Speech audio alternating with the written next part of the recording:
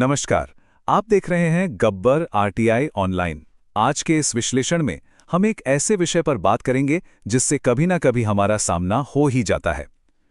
एक किसान बहुत ही सुकून से अपने खेत में खड़ा है। तभी अचानक सुरक्षा हेलमेट और सरकारी वर्दी पहने कुछ अधिकारी भारी भरकम जेसीबी मशीनें और लोहे के बड़े बड़े पाइप लेकर खेत में घुस आते हैं। वे बिना कुछ पूछे वहां पाइपलाइन बिछाने और बिजली के पोल लगाने की तैयारी करने लगते हैं। अक्सर ऐसे हालात में लोग घबरा जाते हैं ना, लेकिन ये किसान बिल्कुल गुस्से में नहीं है। वो बहुत ही आत्मविश्वास के साथ आगे बढ़ता है और अधिकारियों की आंखों में आंखें डालकर कहता है, रुकिए, क्या आपके पास लिखित अनुमति और जमीन अधिग्रहण का आदेश है? ये सुनकर अधिकारी एकदम चौंक जाते हैं। उनमें से एक अधिकारी हड़बड़ाहट में अपने कागजात पलटने लगता है, लेकिन जल्द ही उन्हें एहसास हो जाता है कि उनके पास इस काम को आगे बढ़ाने के लिए कोई स्पष्ट और वैध कानूनी अधिकार नहीं है। इसके बाद किसान बहुत ही शांति से उन्हें समझाता है, देखिए, बिना कानूनी प्रक्रिया और नोटिस के मेरी निजी जमीन पर काम नहीं किया जा सकता। पहले अधिसूचना, उचित मुआवजा और सहमति जरूरी है। अधिकारी आपस में बात करते हैं और मान लेते हैं कि जब तक पूरी कानूनी प्रक्रिया पूरी नहीं होती, उन्हें काम रोकना ही होगा। वे अपनी टीम को पीछे हटने का आदेश देते हैं, जेसीबी रुक जाती है और काम बंद हो जाता है। किसान उसी आत्मविश्वास के साथ खड़ा रहता है। अगर किसी के भी साथ ऐसा हो रहा है तो अपने अधिकार जानना और कानूनी तरीके से कार्यवाही करना बेहद जरूरी है।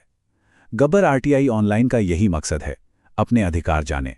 तो चलिए समझते हैं कि वो कौन सा कानून है जो इस किसान को इतनी ताकत देता है। सबसे पहले बात करते हैं निजी संपत्ति के अधिकारों की। भारतीय संविधान का अनुच्छेद 300A बहुत ही स्पष्ट रूप से कहता है कि किसी भी व्यक्ति को कानून द्वारा अधिकृत किए बिना उसकी संपत्ति से वंचित नहीं किया जा सकता। इसका सीधा सा मतलब यह है कि सरकार या कोई भी सरकारी एजेंसी केवल अपनी मर्जी से आकर किसी की भी निजी संपत्ति पर कब्जा नहीं कर सकती। उन्हें एक सख्त कानूनी प्रक्रिया का पालन करना ही होगा।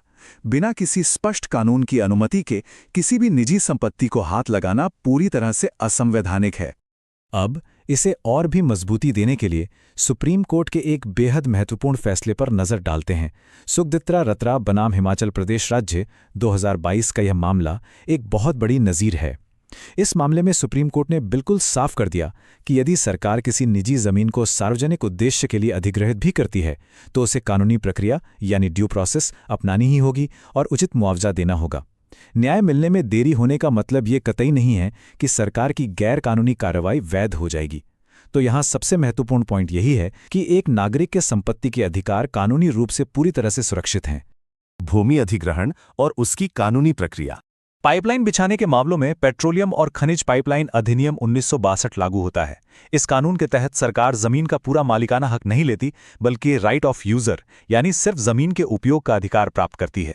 इसके 3 मुख्य चरण हैं। पहला, धारा 3 के तहत अधिसूचना जारी करना। दूसरा, अगर जमीन के मालिक को कोई आपत्ति है तो वो धारा 10 के तहत जिला न्यायाधीश के पास अपनी शिकायत दर्ज करा सकता है। और तीसरा, धारा 11 के तहत मुआवजा तय करना। बिना इन कदमों को उठाए कोई भी मशीन खेत में नहीं उतर सकती। ये आधिकारिक दस्तावेज इंडिया कोड से लिया गया वास्तविक कानूनी पाठ है।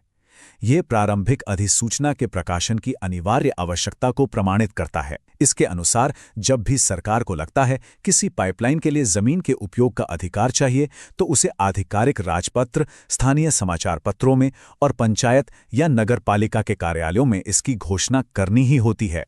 ये सब पारदर्शिता सुनिश्चित करने के लिए है, ताकि भूस्वामी को अंधेरे में ना रखा जाए। अब आते हैं पाइपलाइन और उचित मुआवजे के मुद्दे पर। यहाँ सबसे ज्यादा याद रखने वाला आंकड़ा है 10%। अधिनियम की धारा 11 के अनुसार आमतौर पर जो मुआवजा दिया जाता है वो उस जमीन के बाजार मूल्य का 10% होता है। ऐसा इसलिए है क्योंकि जमीन का मालिकाना हक तो भूस्वामी के पास ही रहता है। सरकार केवल उस जमीन के नीचे से गुजरने का अधिकार ले रही है। हालांकि अधिग्रहण के दौरान फसलों या संपत्ति को जो भी नुकसान पहुंचता है उसकी भरपाई अलग से की जाती है। कई मामलों में गेल या ओएनजीसी जैसी कंपनियां अतिरिक्त सोलेशियम यानी सांत्वना राशि भी देती हैं। ये समझना भी अहम है कि कानून कलेक्टर को बाजार मूल्य निर्धारित करने की जिम्मेदारी कैसे सौंपता है। उचित मुआवजा तय करने के लिए कलेक्टर को उस क्षेत्र में हाल ही में बेची गई जमीनों के सेल डीड्स देखने होते हैं। ये प्रक्रिया सुनिश्चित करती है कि जो भी राशि मिले वो न्यायसंगत और वर्तमान बाजार दर के अनुरूप हो। यदि कलेक्टर द्वारा तय की गई राशि पर्याप्त नहीं लगती तो अदालत का दरवाजा खटखटाने का पूरा अधिकार मौजूद है। आरटीआई और भूमि रिकॉर्ड की अहमियत।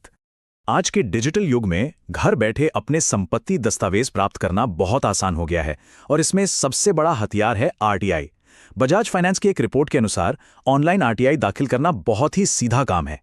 सबसे पहले सही विभाग की पहचान करें, जैसे स्थानीय राजस्व विभाग या सब रजिस्ट्रार ऑफिस। फिर rtonline.gov.in पोर्टल पर जाएं। वहां एक छोटा सा फॉर्म भरकर जमीन के सर्वे नंबर, म्यूटेशन रिकॉर्ड या एनकम्बरेंस सर्टिफिकेट की मांग की जा सकती है। बस फॉर्म जमा करें और आवेदन को ट्रैक करें। इस पूरी प्रक्रिया में सबसे दिलचस्प बात है इसकी लागत। केंद्र सरकार और अधिकांश राज्य सरकारों के विभागों में एक ऑनलाइन आरटीआई आवेदन दाखिल करने का शुल्क मात्र 10 रुपए है। जी हां, केवल 10 रुपए। इसे डेबिट कार्ड या यूपीआई के जरिए आसानी से चुकाया जा सकता है। और तो और, गरीबी रेखा से नीचे आने वाले लोगों के लिए यह शुल्क भी माफ है। यह एक नाम मात्र का शुल्क है जो कानूनी सशक्तिकरण को हर किसी की पहुंच में लाता है।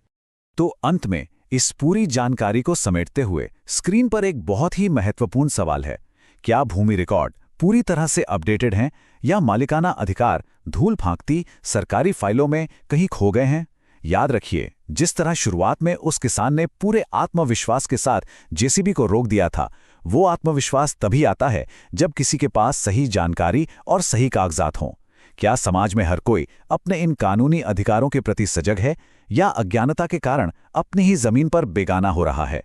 गब्बर आरटीआई ऑनलाइन का यही संदेश है, अपने अधिकार जानें और उन्हें सुरक्षित रखें।